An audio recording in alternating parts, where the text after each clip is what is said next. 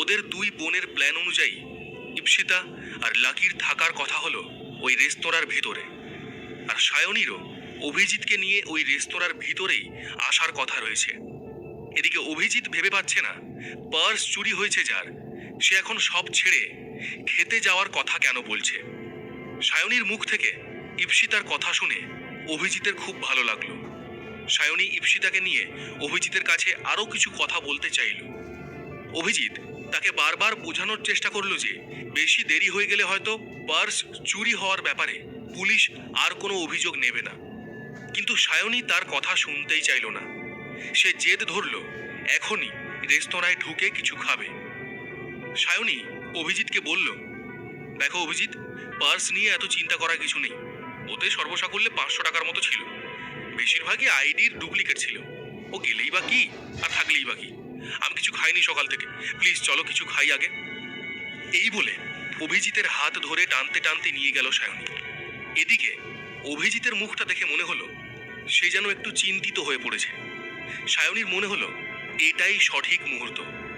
এই অবস্থাতেই যদি অভিজিৎ তার দিদিকে লাকির সাথে দেখে তাহলে খেলাটা জমে যাবে। অভিজিৎকে নিয়ে রেস্তোরাঁর ভিতরে ঢুকছে সায়নী। বেশ হাসি খুশি ছিল সে। হঠাৎ যেন তার মুখটা কেমন বাংলার 5-এর মতো হয়ে গেল। সে দেখল রেস্তোরাঁর ভিতরে তার দিদি আর লাকি নেই। কি করবে এবার সায়নী? বেশ বিভ্রান্ত হয়ে গেল সে। সায়নী তখন পরিস্থিতি সামাল দেওয়ার চেষ্টায় বলতে লাগলো, অভিজিৎ, এই রেস্তোরাঁটায় আমার কেমন একটা লাগছে, এটা পরিবেশ একদম ভালো নয়, চলো আমরা অন্য কোথাও যাই। এই বলে সায়নী আবার অভিজিতের হাত ধরে সেখান থেকে বেরিয়ে গেল। সায়নী বুঝতে পারল না তার দিদি ইপ্সিতা কোথায় গেল। তার তো এখানেই থাকার কথা ছিল। এই প্ল্যান তো তাদের দুজনের একসাথে বসে ঠিক করা।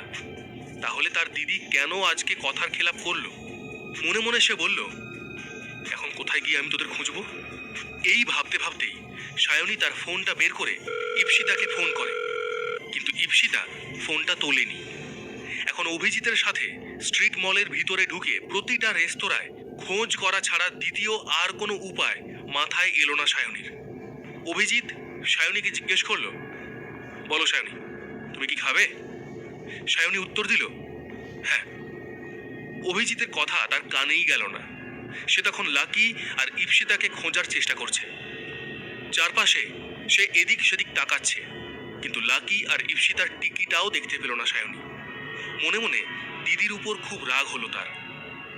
ঠিক এমনই সময় স্ট্রিট মলের ভিতরে একটা রেস্তোরাঁয় লাকিকে প্রথমে দেখতে পেল সায়নী। তারপর তার দিদি ইপ্সিতাকেও দেখতে পেল সে। এবার সায়নী খুব খুশি। অভিজিৎকে সায়নী বলল, ওই রেস্তোরাঁটা আমার খুব ভালো লাগছে, মনে হচ্ছে ওখানকার পরিবেশটাও ভালো হবে, চলো আমরা ওখানে গিয়ে কিছু খাই। সায়নী চাইল অভিজিৎ নিজে গিয়েই ওখানে ইপ্সিতা আর তার সাথে লাকিকে স্বচক্ষে দেখুক। এদিকে অভিজিৎ যথেষ্ট চিন্তিত রয়েছে। কি হচ্ছে, সে কি করছে, কেন এখানে এসেছে, ফালতু সময় নষ্ট হচ্ছে, এই সব ভাবনা তার মাথায় ঘোরাফেরা করছে। শেষ পর্যন্ত অভিজিৎ সায়নীকে হ্যাঁ বলল। রেস্তোরাঁয় ঢোকার আগে সায়নী অভিজিৎকে বলল, অভিজিৎ শোনো, আমাকে একটু ওয়াশরুমে যেতে হবে, অনেকক্ষণ বেরিয়েছি তো, তুমি এক কাজ করো, রেস্তোরাঁর ভিতরে গিয়ে বসো, আমি এখনই আসছি। বলে রেস্তোরাঁর ভিতরে ঢুকে পড়ে। এদিকে সায়নী ওয়াশরুমে যাওয়ার কথা বলে দূরে একটা জায়গা থেকে সবকিছু লক্ষ্য করতে থাকে। সে দেখল অভিজিৎ রেস্তোরাঁর ভিতরে ঢুকলো। সায়নী দূর থেকে দেখছে অভিজিৎ ওখানে ঢুকেই ইপ্সিতাকে দেখতে পায়। তারপর তার টেবিলের দিকে এগিয়ে যায়। অভিজিৎ প্রথমে একটু লজ্জাই পেল, তারপর লাকির সিটটা দেখিয়ে সে যেন কিছু একটা বলল। দূর থেকে এই সব কিছু দেখে সায়নী মনে মনে খুব আনন্দিত হলো। সায়নী নিজের মনেই বলতে শুরু করলো, আমার মিষ্টি দিদি, লাস্ট মিনিটে তুমি লোকেশন চেঞ্জ করে দিলে, সেটা আমাকে একবার জানালেও না। তুমি কি ভাবলে আমি তোমাকে খুঁজে পাবো না? তুমি যদি ডালে ডালে চলো তাহলে আমিও চলি পাতায় পাতায়। অভিজিৎকে নিয়ে তোমার আর আমার মধ্যে কি ডিল হয়েছিল সেটা ভুলে গেলে? দেখো, তোমাকে আমি ঠিকই ধরিয়ে দিয়েছি ওর সামনে। এখন অভিজিতের সাথে সবকিছু সেটেল হয়ে যাওয়ার পর যদি তুমি আমাকে মাসোহারা না দাও তাহলে তোমার কি অবস্থা করি খালি দেখবে। প্রচন্ড এক্সাইটেড দেখালো সায়নীকে। আশপাশের লোকজন যখন তার পাশ দিয়ে গেল অদ্ভুতভাবে তাকালো তার দিকে। এদিকে ওই রেস্তোরাঁয় অভিজিৎকে বিন্দু মাত্র এক্সপেক্ট করছিল না ইপ্সিতা। সে প্ল্যান বদলে মলের ভিতরে একেবারে কোণার একটা রেস্তোরাঁয় এসেছিল, যাতে সায়নী তাকে দেখতে না পায়। সে সায়নীর ফোনটাও তাই ধরেনি। ইপ্সিতা ভেবেছিল সায়নী তাকে আর লাকিকে দেখতে না পেয়ে অভিজিৎকে নিয়ে সেখান থেকে বোধহয় এতক্ষণে চলে গিয়েছে। কিন্তু এই রেস্তোরাঁয় যে তাদের সায়নী দেখতে পাবে এবং অভিজিৎকেও এখানে পাঠিয়ে দেবে, তা কল্পনাও করতে পারেনি ইপ্সিতা। ইপ্সিতার নজর ছিল লাকির দিকে। লাকির সঙ্গে সে গল্পে মশগুল ছিল। একটা দিন পুরো পাওয়া গেছে বলে সে সুযোগের সদ্ব্যবহার করতে চেয়েছিল। লাকির মনের ভিতরে জায়গা করতে চাই ইপ্সিতা। কিন্তু লাকির মন মেজাজ ভালো ছিল না। দিন যতই এগোলো লাকির মেজাজ ততই বিগড়ে গেল। আর ইপ্সিতা সেটা বুঝতেও পারল। লাকি খালি গত রাতে হাসপাতালের কথাগুলো ভাবল। এক একটা ঘটনা, এক একটা কথা যেন তার মাথার মধ্যেই ঘুরতে থাকলো। আর বারবার তার রাধিকার কথা মনে পড়ল।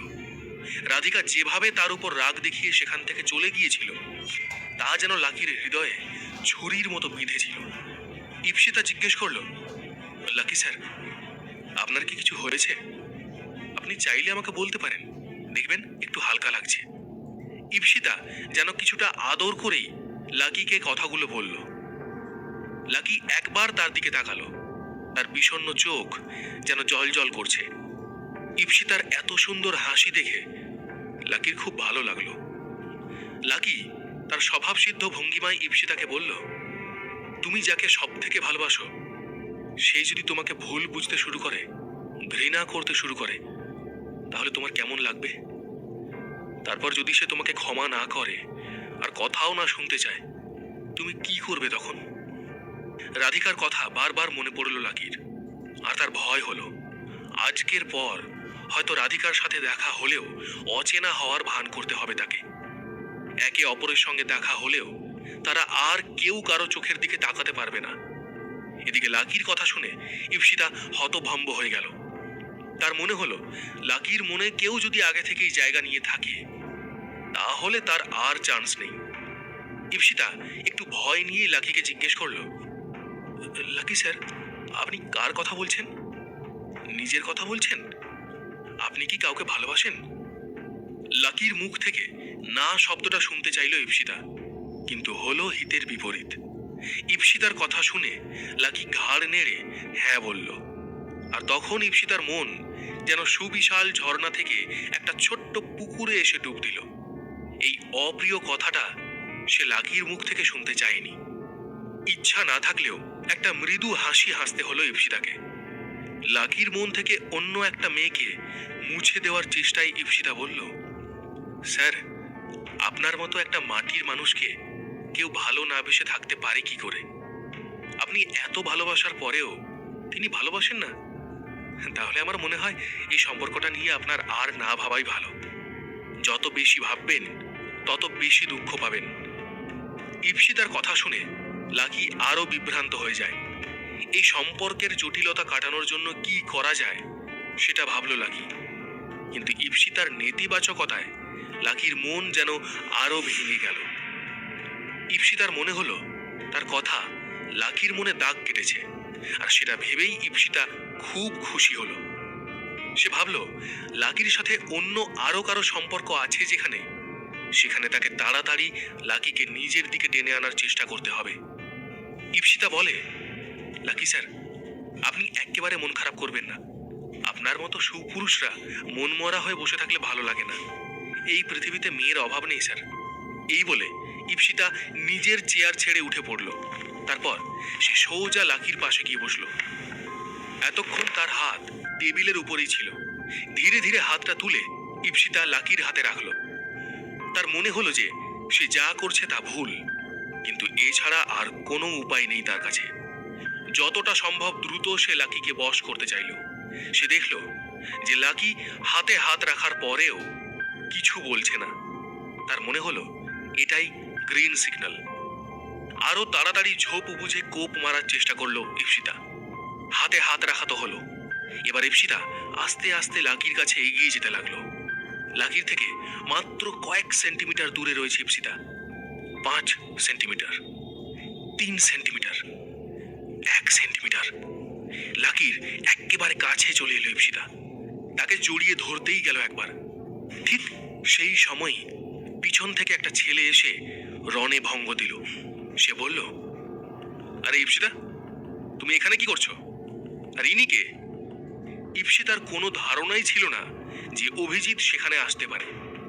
অভিজিতের গলার আওয়াজ শুনে সে যেন আকাশ থেকে পড়ে। পিছন ফিরে তাকে দেখতেই ইপসিতার মনে হলো সে যেন ভূত দেখছে। ইপসিতা বুঝতে পারল সে বিরাট বড় সমস্যায় পড়তে চলেছে। এদিকে ইপসিতাকে অন্য একটা ছেলের সাথে দেখে অভিজিৎ ততক্ষণে বেজায় চটে গেছে। সে গলা তুলে বলল, ইপসিতা, এই ছেলেটার সাথে তুমি এখানে কি করছো? তার উত্তর দাও। এই পরিস্থিতির জন্য ইপসিতা মোটেই প্রস্তুত ছিল না। তার বারবার মনে হলো তার বোনই তার জীবনের সব থেকে বড় সমস্যা হয়ে দাঁড়াতে চলেছে। আজ যদি এখানে লাকির জায়গায় অন্য কোনো ছেলে থাকতো তাহলে পুরো পরিস্থিতিটা দাঁড়িয়ে দাঁড়িয়ে উপভোগ করতো সে। ইপসিতা খুব ভালো করেই জানতো তখনই অভিজিৎ তাকে প্রেমের প্রস্তাব দিয়ে বসতো। কিন্তু আজ এখন যদি অভিজিৎ তাকে প্রপোজ করে বসে তাহলে সে আর সেই প্রস্তাবে কখনোই সাড়া দিতে পারবে না। তার মাথায় ঘোরাফেরা করলো লুব্ধক সিংহ রায়ের ব্যাংক অ্যাকাউন্ট। ইনি এমনই প্রভাবশালী ব্যক্তি যিনি ফিঙ্গারপ্রিন্ট দিয়েই কোটি কোটি টাকা তুলে নেন। লাকির কাছে অভিজিৎ তো পায়ের ধুলো ছাড়া আর কিছুই নয়। ইপসিতা অভিজিতের প্রশ্নের কোনো উত্তর দিল না। এদিকে লাকি অভিজিতের দিকে হাবিত্যেশ নয়নে তাকিয়ে থাকলো। যা দেখে ইপসিতার মনে খুব চিন্তা হলো। লাকির হাতে হাত রেখে সে বলল, ওহ কেমন লাকি, এটা আমার পার্সোনাল ম্যাটার, এটা আমি সলভ করে নেব, ডোন্ট ওয়ারি, এর সাথে তোমার কোনো সম্পর্ক নেই। অভিজিৎকে দেখে যেন লাকি খুব বিভ্রান্ত হয়ে পড়ল। সে জিজ্ঞেস করলো, বাই দ্য ওয়ে, আপনি কে আমাকে একটু বলবেন? অভিজিৎ উত্তর দিল, তোমার এত বড় সাহস হয় কি করে? তুমি আমাকে জিজ্ঞেস করছো আমি কে? তাহলে শুনে নাও আমি কে। আমি হলাম ইপসিতার বয়ফ্রেন্ড। জেনে গেলে? এবার তুমি এখান থেকে চুপচাপ কেটে পড়ো।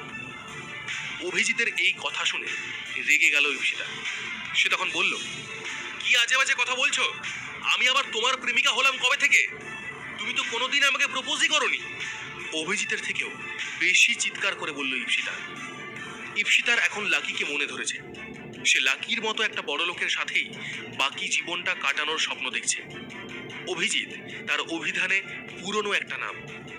আসলে অভিজিতের সঙ্গে ব্লাইন্ড ডেটের ব্যাপারটা সেট করেছিল তাদের দুজনের পরিবারই। তারা অনেকটাই কাছাকাছি এসেছিল, কিন্তু কেউ কাউকে প্রপোজ না করায় আক্ষরিক অর্থে আর একে অপরের বয়ফ্রেন্ড গার্লফ্রেন্ড হয়ে ওঠেনি। এখন ইপসিতার মুখ থেকে এই কথা শোনার পর অভিজিতের মুখ হাঁড়ি হয়ে গেল। সে খুব রেগে গিয়ে বলল, আমাদের দুজনের মধ্যে যদি কোনো সম্পর্কই না থাকে তাহলে আমি তোমার আর তোমার ফ্যামিলির জন্য এত এক্সপেন্সিভ গিফট কিনলাম কেন? তুমি সারা রাত জেগে আমার সাথে কথা বললে কেন? ইপসিতার উত্তর, বোকার মতো কথা বলো না অভিজিৎ। তুমি কেন এক্সপেন্সিভ গিফট কিনেছো সেটা আমি কি করে বলবো? আমি কি তোমাকে কিনতে বলেছিলাম? শোনো, তুমি আমাকে নিয়ে কি ভাবছো তাতে আমার কিছু যায় আসে না। তুমি আমার কাছে স্রেফ বন্ধু, তার বেশি কিছু না। অভিজিৎ এবার ক্ষিপ্ত হয়ে গেল। সে চিৎকার করে বলতে থাকে, বাহ বাহ, এখন এই ছেলেটার জন্য আমি হুট করে তোমার বন্ধু হয়ে গেলাম। আর এই যে ভাই, তুমি এখান থেকে এখনই ফটো, না হলে আমার কাছে এখানেই মার খেয়ে মরবে। এই বলে অভিজিৎ লাকিকে মারতে গেল। জোরে একটা থাপ্পড়ের শব্দ শোনা যায়। রেস্তোরাঁয় যারা বসে খাচ্ছিলেন তাদের সকলের নজর চলে যায় লাকি, অভিজিৎ আর ইপসিতার দিকে। অভিজিৎ তখন লাকিকে থাপ্পড়টা জাস্ট মারতে গেল, ঠিক সেই সময় ইপসিতা জোরে কষিয়ে একটা চড় মারে অভিজিতের গালে। ইপসিতার কাছ থেকে চড় খেয়ে অভিজিৎ নিজের গালে হাত দিয়ে দাঁড়িয়ে থাকে। তার গাল লাল হয়ে যায় আর সে রাগে ফুঁসতে থাকে। এরপর কি হলো তিনজনের মধ্যে?